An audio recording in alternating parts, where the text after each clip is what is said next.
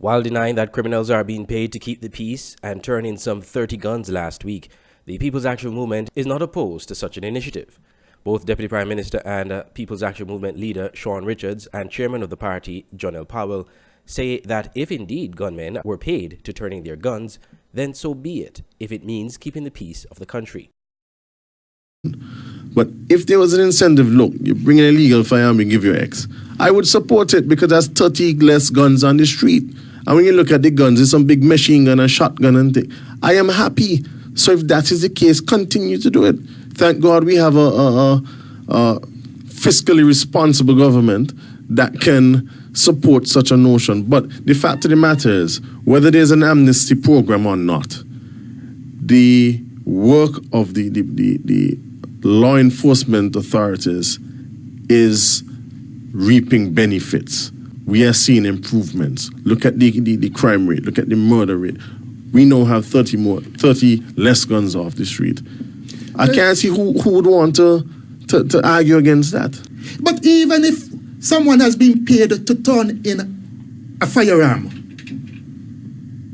whatever that person has been paid cannot be worth more than the life of any individual here in the Federation of St. Kitts and Nevis. And the fact is that over the years, you have 20-something, 30-something persons being murdered a year. Families paying a price for it. The Federation paying a price for it. The health system paying a price for it. That you can't put a price on those things. Speaking on Freedom Radio Issues program, Mr. Richards said the opposition claims that the criminals are being paid to keep the peace are unfounded. Then you have persons who come and they make these allegations and they never can bring the evidence to support the allegations which are being made. They haven't even brought one single individual to substantiate the claim that these persons are being paid to turn in the guns. The opposition have raised suspicions that the government is paying criminals to keep the peace, which has resulted in a drastic drop in homicides since mid-February. Opposition leader Dr. Denzel Douglas said on last Wednesday's edition of Issues radio program on Freedom Radio that if the government is paying the criminals, they should say so. Where is the accountability? Where is the transparency here?